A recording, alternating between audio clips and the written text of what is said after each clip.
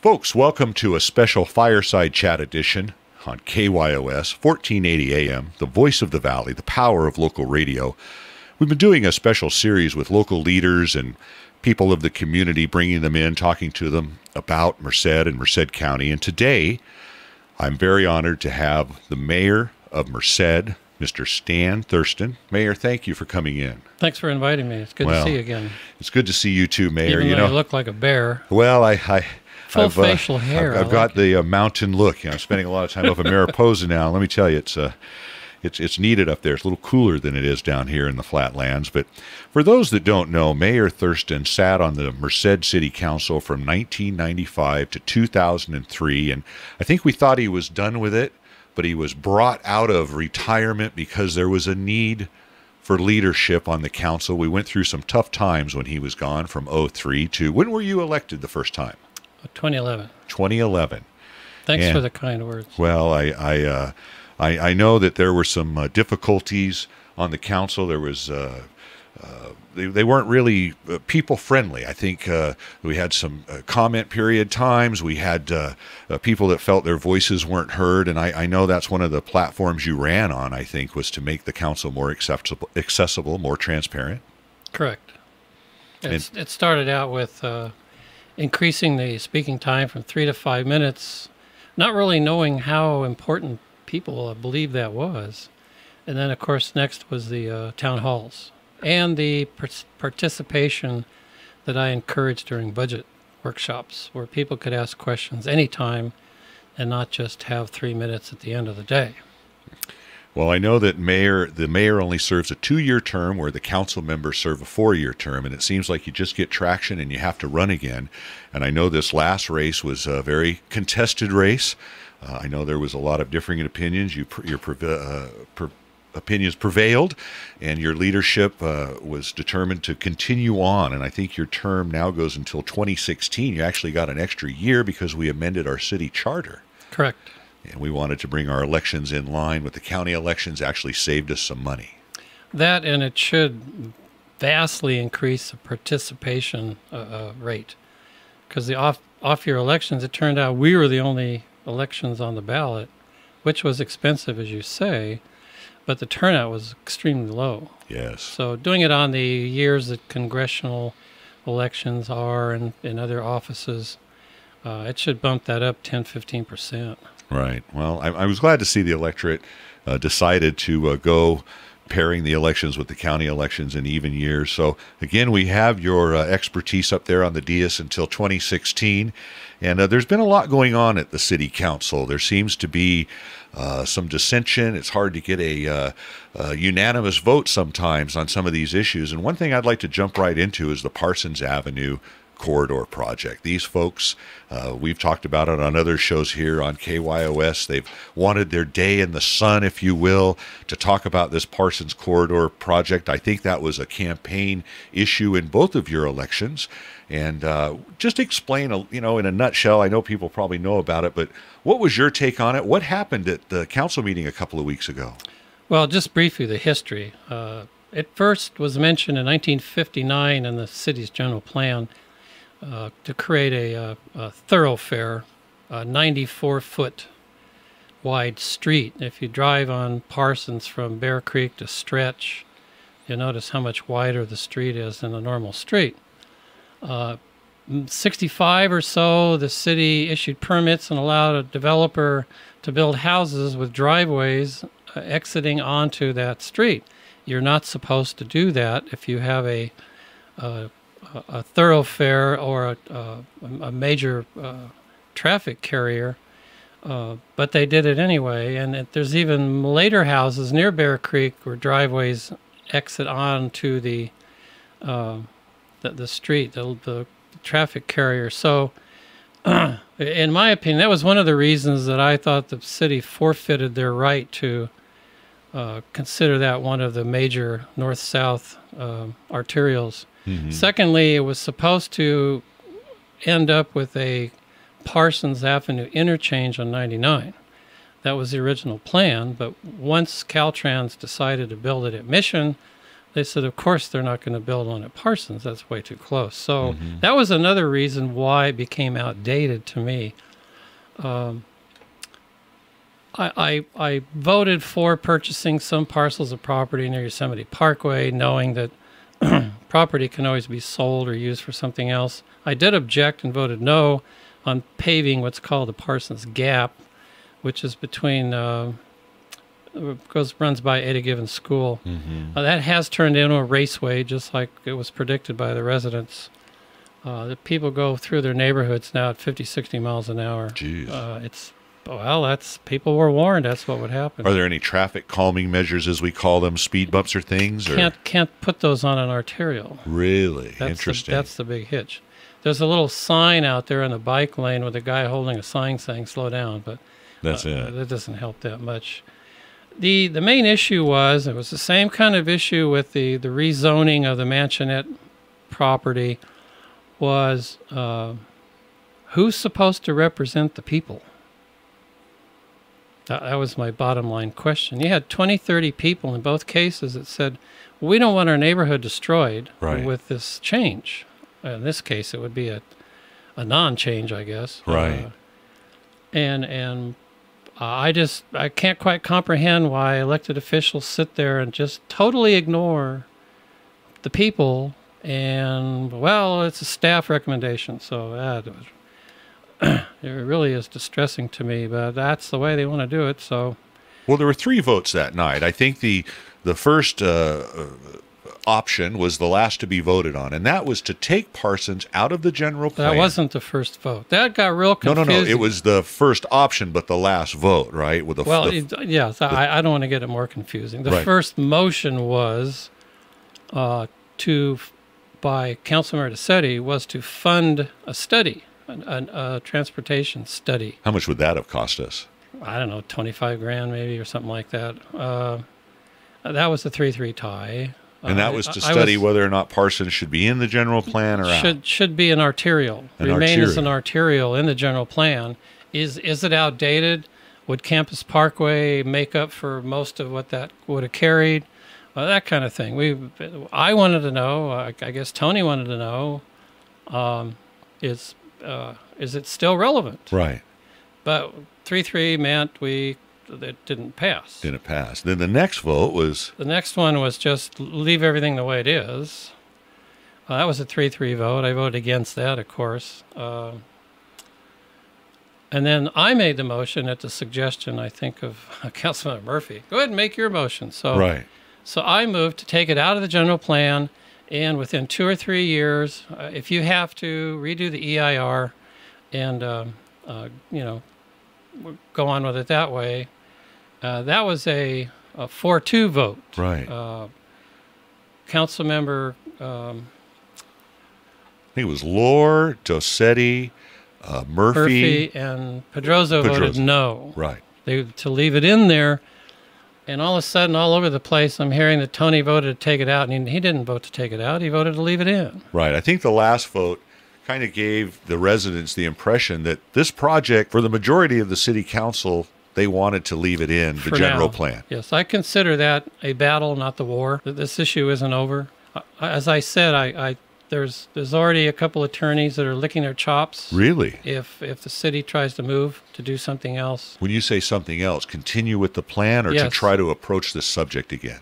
To try and obtain money to build a bridge or underpass or something like that. I see. Based on EIR or environmental concerns or just the expenditures of the funds, period. I think it has more to do with what I said in the beginning, that the city forfeited its right to have an arterial because you can't run an arterial with all those driveways. It's just a bad plan. I mean, you'd almost have to buy all those homes. They gave up the plan when they told developers they could build that way. You can see on the other side of Bear Creek, on the newer development, there's no driveways, really. It's all walls. The developments, those are backyards with a wall. Yeah, basically from Rahilly Park up to Yosemite Avenue, that's the way Parsons would be ideally look. Yes, if that had been done originally, there wouldn't be an issue. Mm-hmm. Well, living on McKee, I know that I get a lot of the traffic that probably would have gone to Parsons because we do have a bridge and the Bradley Overpass. You may have some more now that it's a beautiful bridge. Yes, well, I'm glad to see the Bradley Overpass finally completed because that was a a long project. So for the residents that may be listening over there on Parsons that are concerned, you had your day in the sun. It looks like that's it. We're just going to maybe revisit this project. I hear we probably won't revisit it until the general plan is amended again. That's in 2020?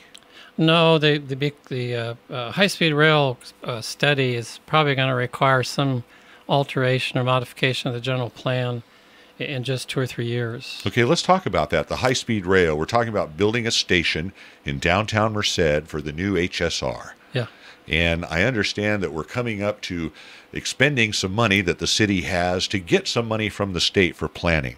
We spend $200, we get $400, $600,000 total. What's that all about? It's very interesting. There are many high-level elected officials, even in Merced County, whose position is, well, I think the high-speed rail is a total debacle. Yes. But if they're going to do it, we should get what we can locally. Kind of what this grant's all about. Let's get ours, even though the whole project is junk, you know. So the project is certainly more from what it was originally voted on, and only 43% of Californians support going forward with this project. Right. And a lot of it isn't in opposition to the concept. It's been the horrible execution of this whole thing. Yes. The whole idea of this thing in the first place was to connect LAX with SFO. Mm-hmm. It was to augment the already saturated air channels with a high-speed train. But then the localities flexed their muscles. I want a station. Oh, I want one too. And all of a sudden, it's going up the valley with all these stations. So that's where we are. Well, I know the Fresno City Council this week decided to accept the money.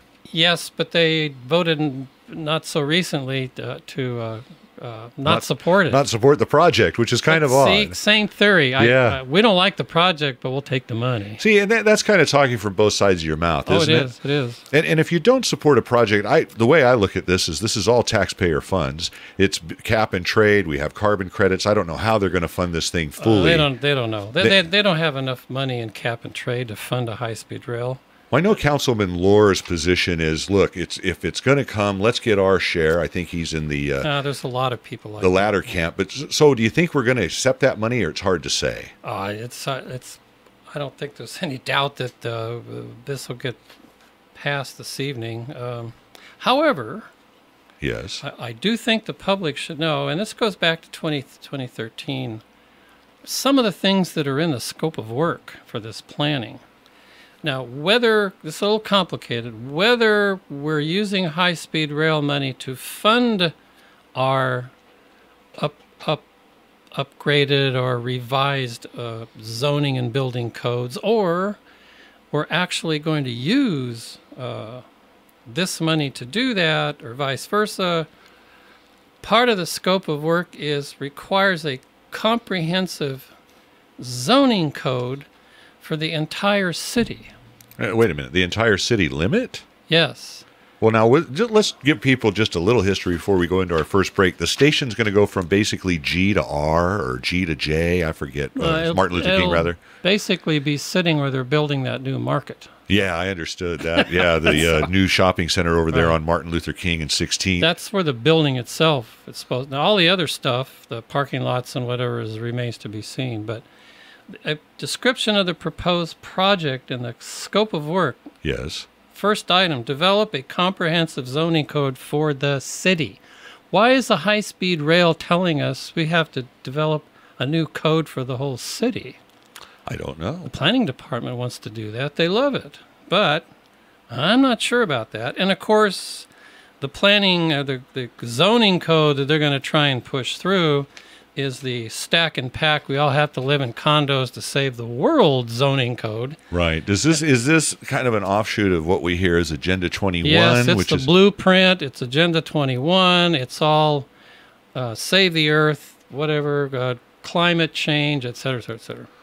The zoning code, just listen to this. Okay. Could include the following, building size, floor area ratios, residential units / bedrooms per acre. I mean, this is a planning department that's going to tell developers what to build and how big it is. You got to have a certain ratio floor per whatever else. It's the equivalent of form-based codes, which I've been fighting against since I took office. Euclidean codes, which we're using now, tell builders what they can't build in a certain area. Right. Form-based codes tell builders what and how to build something in a particular area. They say it's more flexible, but it's very regimented, and everything looks the same, even though there's different shades of colors and whatever.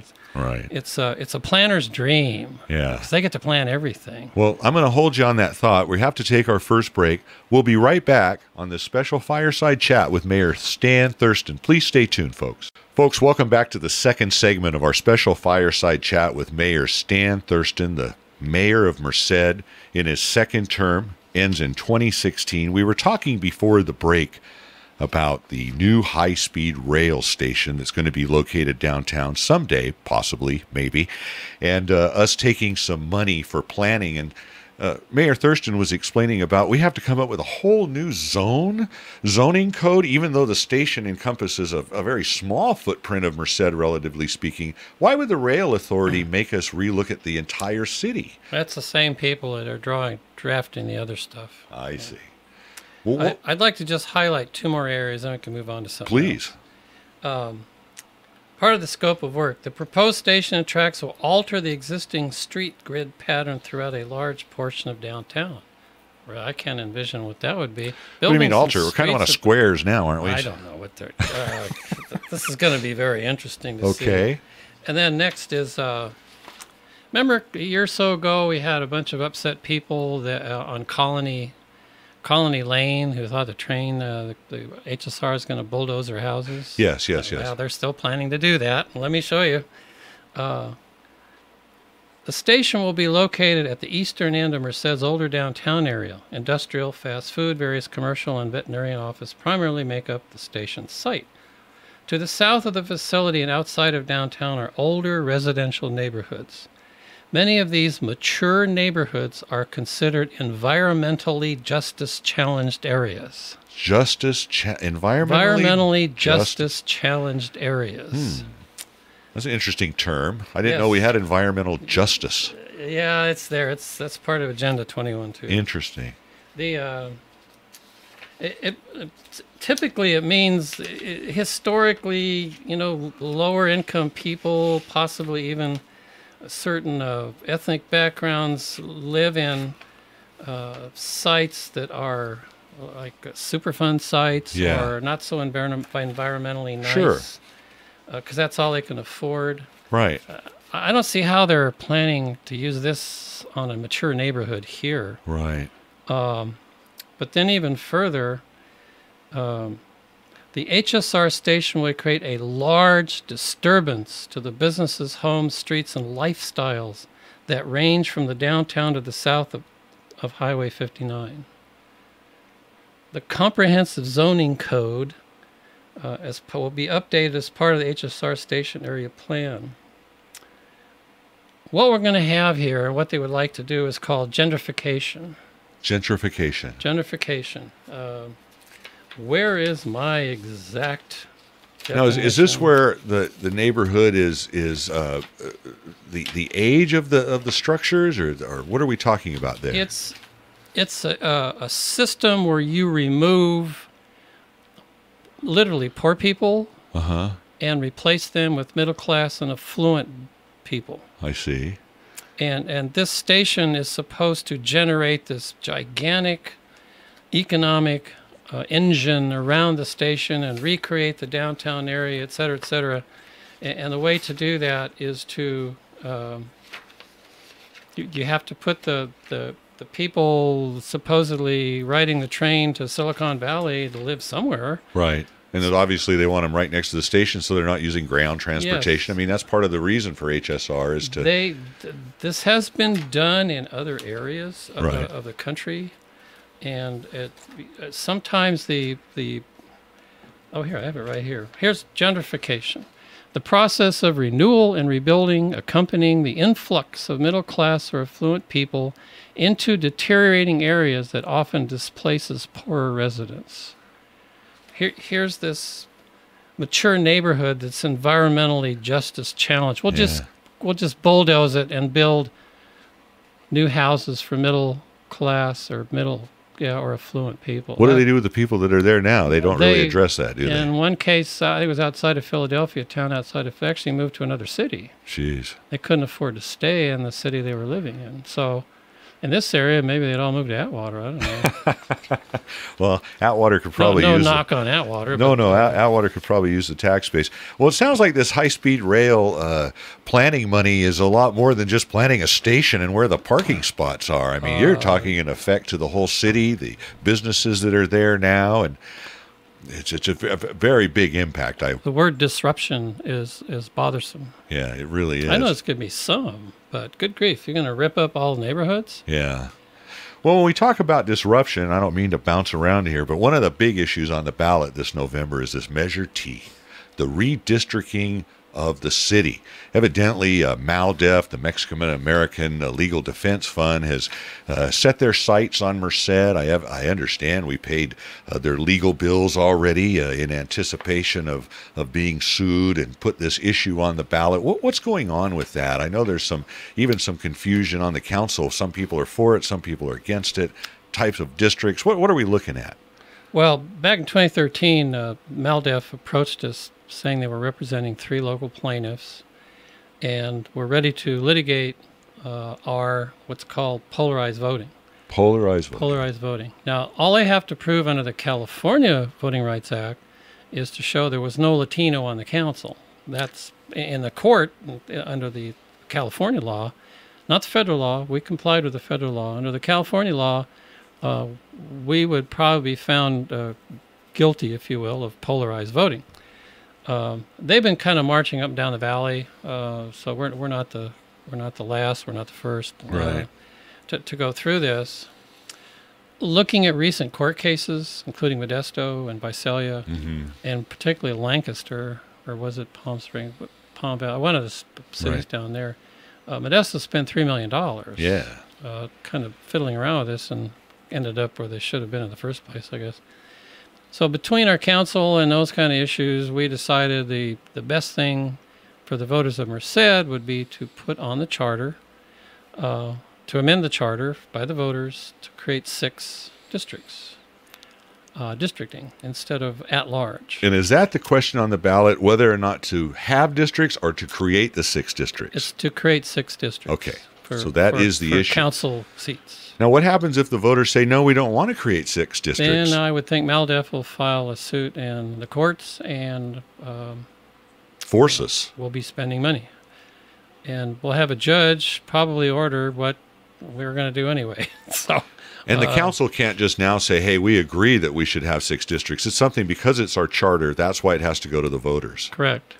Now, the only little fly in the ointment, if you want to call it that, is 2 council members wanted to create 3 districts instead of 6. One wanted to use the north, central, south system like Measure C. The other one wanted to slice it the other way, east, middle, west, whatever. No city in California has ever used that system. So there was no way to gauge if that would comply with the California Voting Rights Act. MALDEF was approached with that theory, and they summarily rejected the idea. 3 districts, no matter which way you cut it, 2 members, they're not interested in that. They're not interested, and their opinion was it would not comply. I see. Just from there. The council then voted unanimously to put it on the ballot with 6 districts. Right. Then Councilmember Bill Womany filed an opposition saying we ought to vote no, vote it down, and then maybe a judge in court would entertain the idea of 3 districts. That's kind of unusual, isn't it? I mean, that's weird. That's just weird. Shouldn't we be presenting a united front? Well, we were hoping he did that without any notice to anybody, but I'm not sure how he thought a judge was even going to get to think about that, because if somebody tried to introduce that into the trial, if you will, or the court proceedings, both parties would object. So if both parties object, I don't see why a court would allow a third party to throw in another theory. Well, especially when somebody that's suing you is not really crazy about that theory. I found it interesting that the split of the population, if you will, is the BNSF or the old Santa Fe tracks. About half the population is east of it and half the population is west. Yes, and that was a line that MALDEF came up with their demographers. Right. They're the ones that did the study. That's partially what we paid for, that established that line. Right. So why argue with that?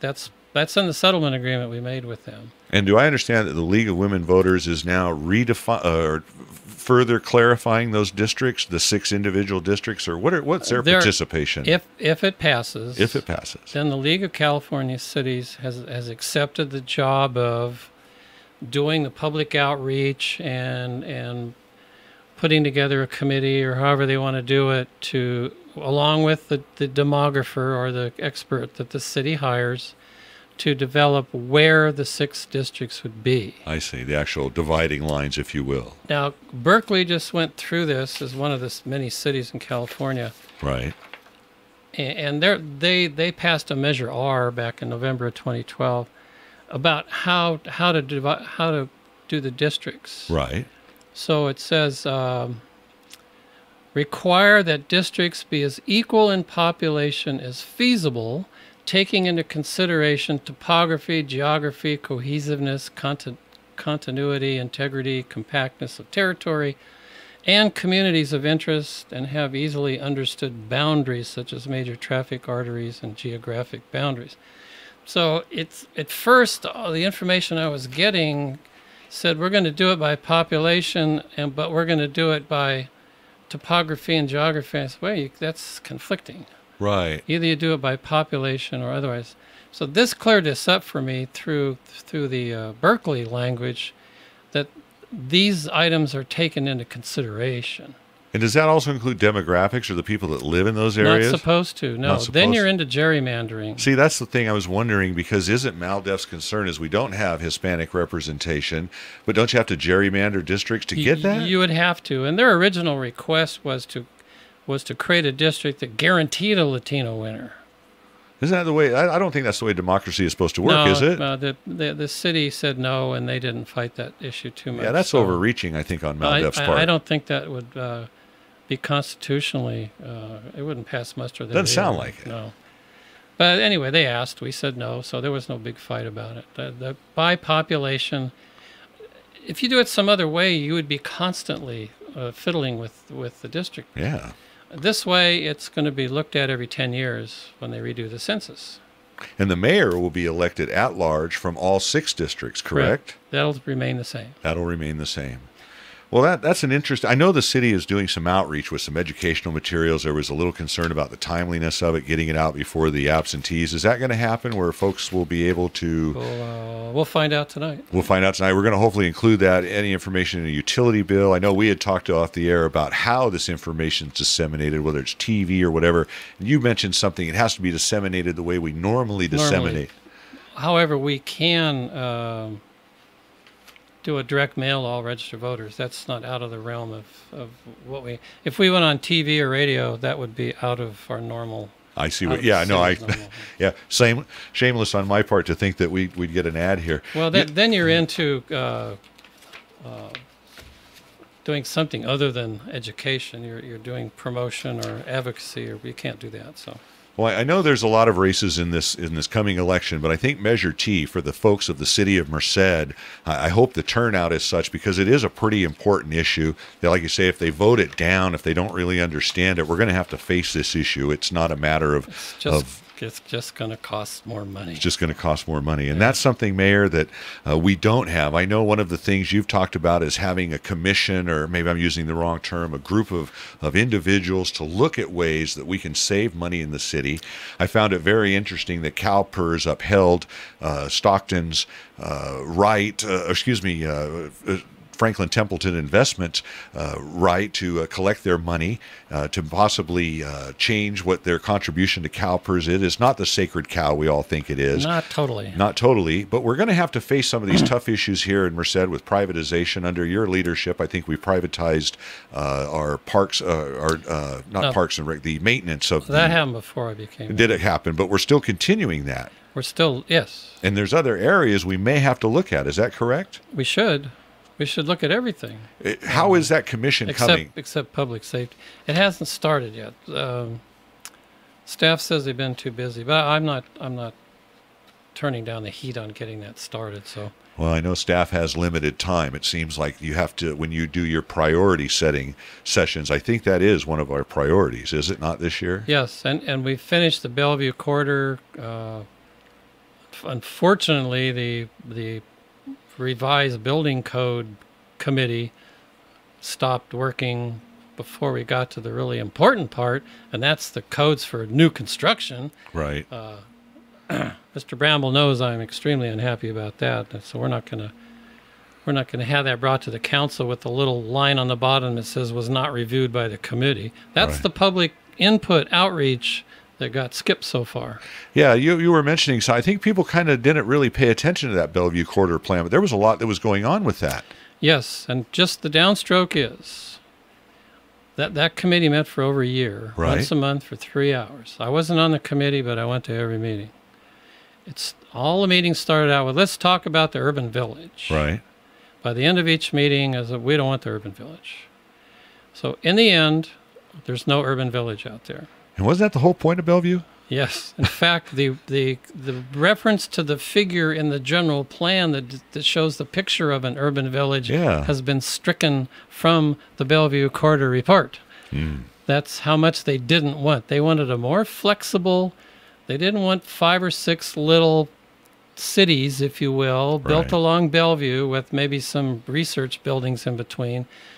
And those were the developers. Those are the landowners. Those are the people who are going to put the money into the system. And they'd say, nobody's going to go for what you're talking about. Right.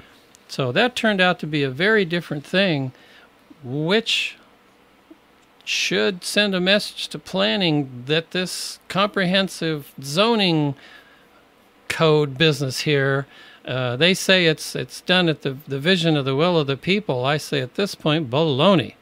This is only a staff planning effort. They're the ones that wrote the general plan. The public didn't. And that general plan's about 3 inches thick. Yeah, it's a quite the document. Mayor, we're going to have to take our final break. We'll be back with our last segment. We encourage people to stick with us on this special fireside chat with Mayor Thurston.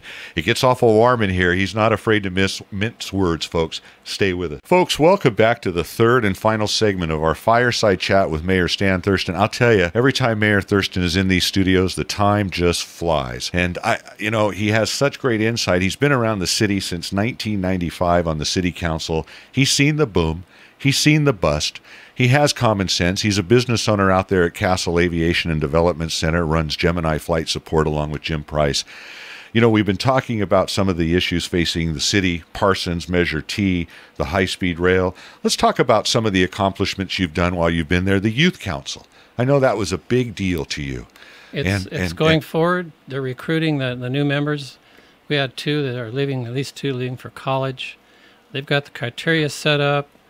I've kept $12,500 funding for them.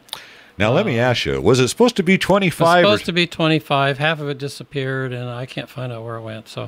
But if I think the kids, the council, should have available to them enough money to take 2 trips a year. One to Sacramento to visit our local legislators and see how that runs up there. Right. And another one that's just fun, maybe going to Santa Cruz or something. The bus is about $1,000 a trip. And then there's another $1,000, I think $3,000 a year should work well. Another $1,000 for flyers and T-shirts and whatever other activities that cost some money, some pizza for dinners or whatever when they meet. So that's over 4 years of funding, and by then they're either going to be one of the more important, vibrant groups in this town and have no trouble getting more funding, or they just won't exist anymore. So this is a good experiment to see if it'll keep going. Well, I know there was concern about the youth having a voice, and you took that flag and carried it and got them their voice. It was watching government sometimes like watching bologna being made. I know those were some tough meetings. They had Brown Act issues. Yes, I know. Could they take direction from the council? A lot of things, but we have a organizational structure in place. Looks like Parks and Rec is going to administer that or oversee it. Yes. Let's talk a little bit about Parks and Rec, our McNamara Park. Well, what's happened out there? It's supposed to be open April 2014. I was surprised to hear on another show we have like 6,000 kids that play soccer here in town. Yes. And The YSO, the Youth Soccer Organization, is huge and basically run by one guy. yeah, it's amazing. And has for years. The city helps with that in many ways, but most of it's paid for by the participants and so forth. Right, and I know there's a lot of participants, a lot of money in the community. We had a $2.something million grant out there at McNamara Park. When is it going to open? Well, there's some issues about how good or not so good the drainage system is in the two soccer fields. So If we ever get any rain, maybe we can figure it out, huh? it would help to diagnose the issue. Yeah. No, that's the community center now.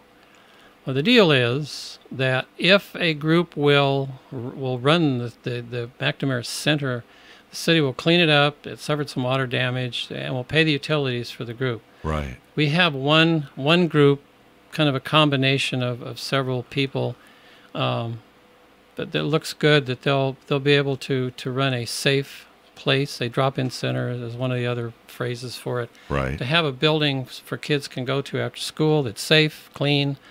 They can get some mentoring, they can play some games, or whatever they can do in that building.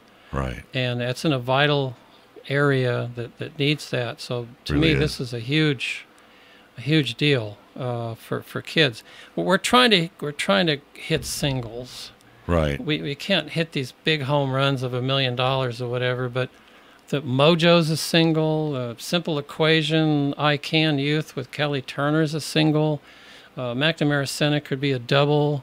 They're working on the other park. Of course, we have some of the good old standbys, like the Boys and Girls Club, Yes. what Tony Slayton's doing over there. That's going on. So, we can't. There just isn't the money to pump $500,000 more into the Recs and Parks, the youth program. But if we keep hitting these singles, I'm working on something called Teen Force, What's that? which is basically a youth employment placement agency. Okay. So it's like a temp agency, but for 14 to 24-year-olds or 16 to 24-year-olds. Okay. And it's operated kind of the same way. The employer pays a certain amount, and the organization pays all that stuff. They don't want to mess with the FICA and the workers' comp and all Right. that stuff. And then the Teen Force takes a little bit to keep operating themselves, although it's the founder in the San Jose area says it's not quite a month. But he's done 3 areas over there. He's the one that invented it. He's basically now setting up the Gilroy, Morgan Hill, which together about the same size as Merced. He's never taken tax money. It's all self-sustaining plus some grant money, Yeah. which I think is the best way to run an organization. Well, I agree. I've been impressed with Mojo. I know you've used those folks Yes. yourselves, and the These mentoring are and jobs. In fact, tonight I'm going to talk about Let's talk about projects economic to development. create jobs. What projects besides we lost the Walmart distribution center? What do It's you not have on lost. Okay. Somebody contacted the city and wanted to know if Walmart was willing to sell the property. Right. The city contacted Walmart and they said absolutely not. That sounds That's good. a good sign. Yes. Owner wants to retain the land. Yes, so far. What I'm are sure your it isn't. ideas on economic development you're going to talk about? The University Industrial Park. Now, is this the one over off of Campus Parkway? Yes. So we need to do the next phase of Campus Parkway. We didn't get the $13 million Tiger grant. Yes, everybody was counting on that. Not too much. Well, you That said it was an uphill It was climb. kind of a Hail Mary. Yeah. But we have to find a way how to fund that. We can do an infrastructure loan for $10 million. Wow. We got to talk about that and find out, can we do it and how do we pay for it? We can then, if we have that $10 million, go to MCAG and have them apply for RIP funds, or Regional Improvement Funds, through the state, which would be considered about a year from now, late 2015, maybe a little earlier. And then that funding cycle, if it was approved, would be in the 2016-17 era. which would then be construction money to build it. So it's not going to be done overnight. No, but that's pretty quick when you're talking about... For those kind of things. But if people know it's coming, then it's almost as though it's there. Mm-hmm. We need to extend the utilities to the site. To have it, quote, shovel ready? No, it won't be shovel ready. I don't like that term anyway. That got abused, obviously. Right. But getting the utilities there makes construction a lot faster because they don't have to wait for that to happen. Right. And then Mr. Bramble found an interesting concept about creating phantom buildings. What does that mean? Where you actually have a vision of a building on a piece of paper so people can actually visualize a building sitting on a piece of property or a parcel. Sure. The Mission Interchange, which is the retail, which is the end of Campus Parkway. Right. The owners are talking a lot more together, and I think we might even be able to use a negative declaration to use the EIR that was used to build the interchange. So we're going to continue those discussions. There's retailers and others that are interested in that area. The revenue sharing agreement, we've been working on that for a year. We've got to get that done by the end of the year. Now that's between the county and ourselves. Yes. And when we talk about revenue sharing, they take some of our tax dollars and are supposed to do things with them. Well, the county, before we annex it, the county's getting all the tax money. I see. But after we annex it, then we're obligated to provide services like water, sewer, fire, police. So that's expensive to the city. So we get some of the tax money, but they still keep some. Because the rub is, hey, we have to provide mental health and some of these county-wide services. Right. Yeah. I hear that all the time. But so you guys are actively trying to get more for us, more for Merced. The only thing left is how to handle agricultural mitigation. Okay. 4 is moving forward with a wet user capability at the airport industrial park. So those companies like nut processors and dairy processing can come to Merced and set up their new plants. I know that I was disappointed we didn't get the Hillmar powdered milk plant, but I understand they had a wet area up there already that they could use in Stanislaus County. But on the success side, we need one here. On the success side, we did get the Sun Valley Nut in the old Pepsi building. I think they're what you call a wet user, aren't they? But in order for them to come up to capacity, they have to get pre-treatment also. And that's something we're missing, right? Yes, we don't have that, and we need to do that. Later on down the line, hopefully not too much later when planning has time, is to recognize the need to widen Highway 59 from Yosemite to 16th to 4 lanes. Well, those two little bridges are a real bottleneck. Those are something else. We're not going to get any development in a commercial sense, retail sense along 59 until there's better access to it. But didn't you say at one point we might have to go it alone? Because Caltrans looks at when they invest money, it has to be a lasting effect, and those bridges will just clog up again, even if they're bigger. In less than 20 years. Yeah. But yes, going alone doesn't mean we can't apply for grant money. Sure, exactly. So grant money to do the bridges, and then on the east side, the city side, if you will, there's no reason why we can't build a Class 1 bike lane there. There's kind of one there already anyway, so we could improve that. Well, with the new law about keeping 3 feet away from bicyclists, I want to be... That'll fit right in. Yeah, we need a Class 1. And, of course, the last one is to sell the current site where the police headquarters was planned across some Rayleighs. Now, I'm always confused. That's not right on the corner of G Street and Yosemite Avenue. It's just a couple of sites down, right? It's more by the church. Corner of Yosemite and Mansionette. Across from the Catholic Church. How big of a piece of property is that, Mayor? 5 acres. 5 acres. We paid quite a bit for that, couple mil, didn't we? $190,000 an acre. $190,000 an acre. So 200 times 5, about $1 million. And I hear at today's prices, we might get it back. Really? Yeah. And it's perfect for commercial development, isn't it? Commercial, retail, restaurants, whatever. It's 2 things, sales tax and property tax. We don't have the money to build a station anyway. One of my other objections is it does not serve the southern part of the city to have the big headquarters that far north. Are you in favor of just keeping the headquarters where they are? It's not big enough. It's outdated. However, I mentioned this. They need a training facility. They need more storage for evidence. Why not do a long-term lease on the Orchard Supply building and renovate that into those uses? That would also reopen the North Station. It might even provide a little area for a community a little community room or something. And then renovate the downtown station, I heard there's not enough parking, but you can always make parking somehow. So, well, if the county would ever tear that old library down, we could make a parking lot out of that place. That's a historic pile now. So you can't touch.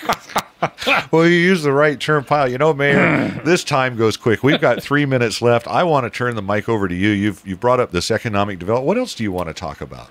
Well, when I heard a 34% poverty rate, that really spurred me to go further with this, talking about this jobs project.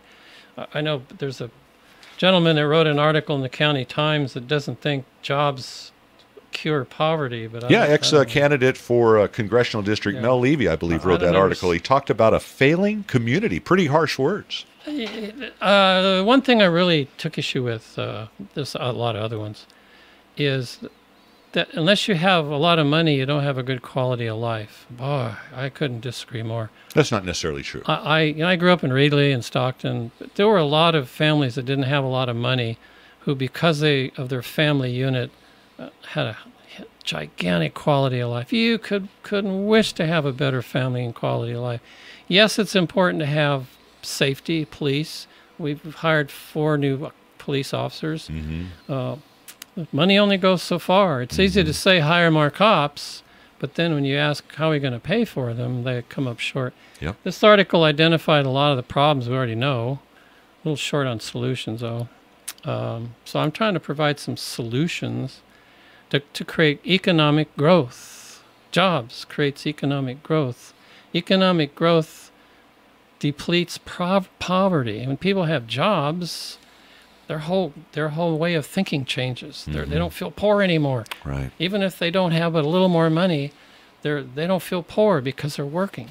Now they've got, I don't know, it's hard to explain, but I was very poor when I was younger. Yes. I would save up all week long for my summer feast. A Big Mac, a large orange, and fries at McDonald's. It was 63 cents. Well, I always used to go through the quarters and then the dimes. When I got to the nickels and pennies, payday better be coming. Well, Mayor, I know that you have couple years left in your term, and I think jobs, would it be safe to say, is going to be your priority, economic development? Absolutely, jobs, and continue to emphasize public safety. I can't say that often enough. Well, I can tell you from my observations, downtown is looking a lot better. The DART team, I know you get flack from it almost every city council meeting, but I always say they only throw rocks at the lead dog, and if you're getting criticism, you're probably doing something right.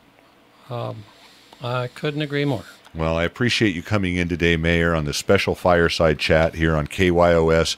I hope to have you back before the end of your term. Like I say, you're very... I hope so. That's 2 years. Yeah, I know. Well, we're going to try to get you in here a little more often. I apologize to folks. You know, we only have 1 day a week now that we have local programming. That's on Saturdays from 6 to 10. I would encourage people to listen to the programming on KYOS, and you will hear Mayor Thurston come in again. Mayor, thank you for coming in again. Thanks. It's always fun.